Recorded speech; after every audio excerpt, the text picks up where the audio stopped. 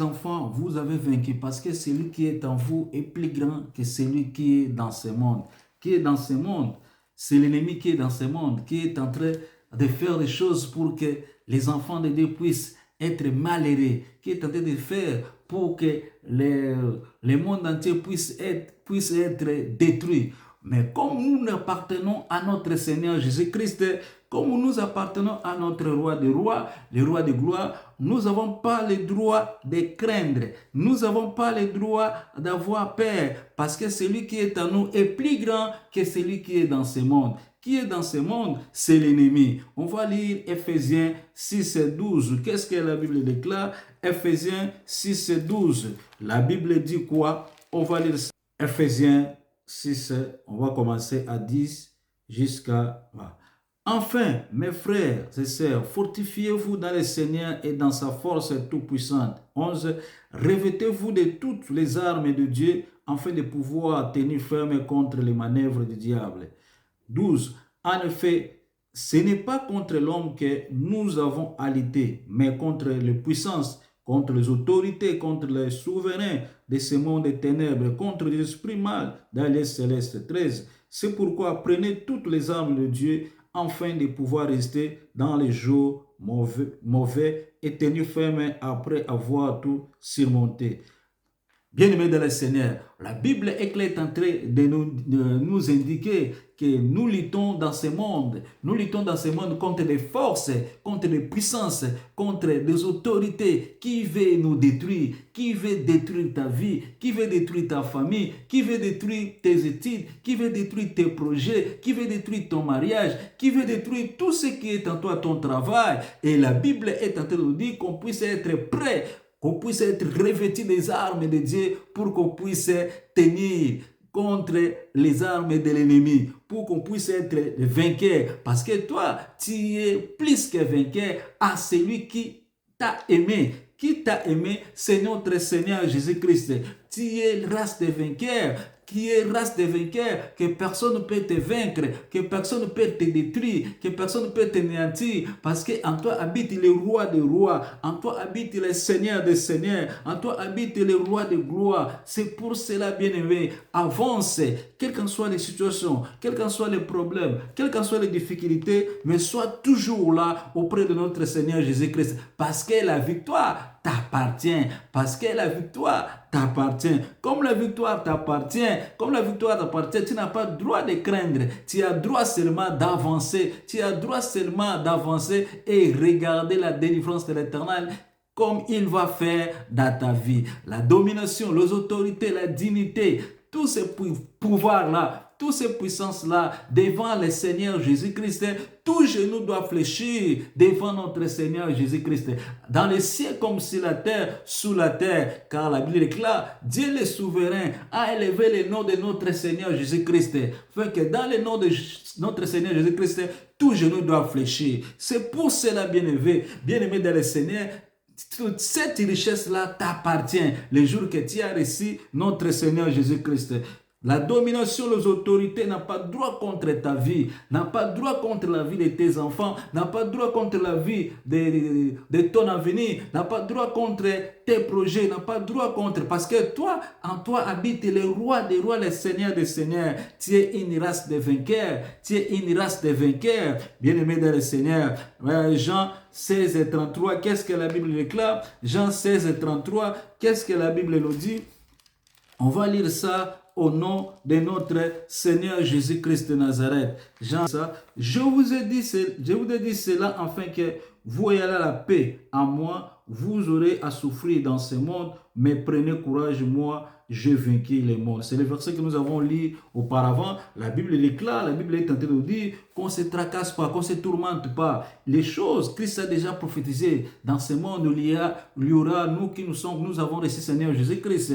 Il y aura des choses qui vont passer. Les choses qui vont passer, c'est pour bouger ta foi. C'est pour bouger ta foi. C'est pour te détruire, c'est pour te faire reculer derrière, c'est pour t'écarter de la voie de Dieu. Mais Christ nous a rassurés que comme il a vaincu, nous aussi on va vaincre. Parce que nous sommes plus que vainqueurs. Comme lui il a vaincu, Et nous aussi, on va vaincre ça. C'est pour cela, bien-aimé dans le Seigneur, dans la promesse de Dieu, tu es là. Psaume 121, 6. La Bible dit quoi? Psaume 121, 6. Qu'est-ce que la Bible déclare? On va lire ça au nom de notre Seigneur Jésus-Christ. Psaume 121, 6. Qu'est-ce que la Bible déclare? Pendant les jours, le soleil ne te fera pas ce mal, ni la lune pendant la nuit. Alléluia.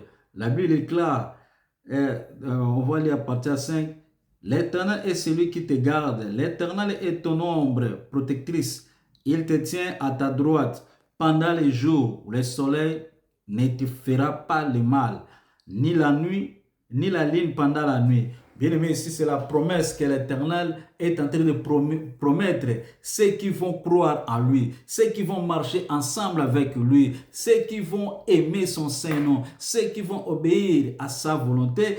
La Bible est claire, est en train de nous dire, rassurer, que bien pendant les jours, le soleil ne va pas nous frapper. Et pendant la nuit, la ligne ne va pas nous frapper. Pourquoi? Parce qu'en nous, il habite le roi des rois. Oui, bien-aimé dans le Seigneur, tu vas me demander, mais comment? Oui, la Bible déclare que l'Éternel va nous protéger, mais contre tous ceux-là qui pratiquent les sciences mystérieuses, les sciences des démons, pour faire quoi? Pour néantir nos vies pendant que tu dors, pendant que tu es en train de se reposer, celles qui vont venir pour faire des incantations pour te détruire, l'Éternel lui-même sera là pour te délivrer. L'Éternel lui-même sera là pour te néantir. Même pendant les jours où le soleil ne va pas te frapper. Le soleil ne va pas te frapper parce que lui-même est le soleil levant. Lui-même est le soleil levant. Lui-même est le soleil levant. Lui, son soleil ne choque pas. Sa lumière ne choque pas. Sa lumière ne choque pas. Et c'est toi qui appartiens à cette tribu-là. Tu appartiens à la tribu des vainqueurs. Tu es une colosse que personne ne peut pas te plier, que personne ne peut pas te détruire, que personne ne peut pas t'éliminer contre ton nom. Parce que toi, en toi habite le roi de gloire, en toi habite le Seigneur des Seigneurs. Voilà la richesse voilà la richesse que tu étais né pour vaincre, tu étais né pour réussir, tu étais né pour aller en avant, tu étais né pour marcher la tête en haut, tu étais né pour être riche, pour être béni, tu étais là, tu étais né pour être la tête et non la queue, tu étais là, tu étais né, pour aller toujours en avant, même dans la souffrance, tu es toujours avec le Seigneur, même dans les situations critiques, tu es toujours avec le Seigneur parce que le Seigneur va te faire sortir de là. Le Seigneur va te faire sortir de tous ces problèmes, de toutes ces difficultés, de toutes ces souffrances. Tu auras des succès, tu auras tout ce que ton cœur désire là parce qu'en toi, il habite le Seigneur des Seigneurs. Le soleil ne te fera pas du mal. La lune ne te fera pas du mal. Pendant qu'il se complote, pendant que tu dors, l'Éternel lui-même sera là pour te délivrer de toutes sortes de choses qui peuvent te détruire. Deutéronome 21, qu'est-ce que la Bible déclare? Deutéronome 21, la Bible nous dit quoi? Deutéronome 21, donc chapitre 20, verset 1. Lorsque tu iras à la guerre contre tes ennemis et que tu verras les chevaux et des chars, un peuple plus nombreux que toi, tu n'auras pas peur d'eux. Car l'Éternel, ton Dieu, qui t'a fait sortir en Égypte, est avec toi. Alléluia. L'Éternel est en train de nous interdire de craindre nos ennemis, quelle qu'en soit leur force, quelle qu'en soit leur grandeur, quelle qu'en soit leur renommée, quelle qu'en soit leur hauteur, profondeur, dimension, l'Éternel est en train de t'interdire de craindre parce que lui-même, il est avec toi. Lui-même, il est le char de feu. Lui-même, c'est un bouclier. Lui-même, il est très fort, plus que vainqueur. Il est avec toi. C'est pour cela qu'il est en train de t'interdire. Ne crains pas. Dans la situation qui te critique, même si l'eau est en train de te submerger, l'eau est dépassée ta tête, l'eau est dépassée tout ce que tu as là.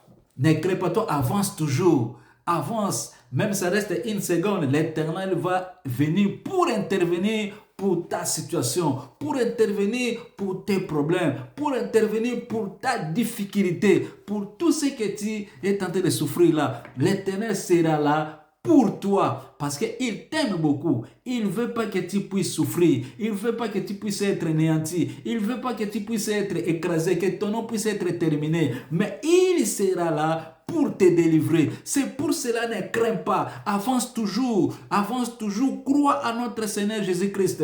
Dans ce moment, ce n'est pas le temps d'abandonner le Seigneur Jésus-Christ à cause des difficultés. Ce n'est pas le temps de laisser notre Seigneur Jésus-Christ à cause des problèmes. Dieu nous donne la promesse. Cette promesse-là est oui pour lui et amen aussi pour lui. Donc, bien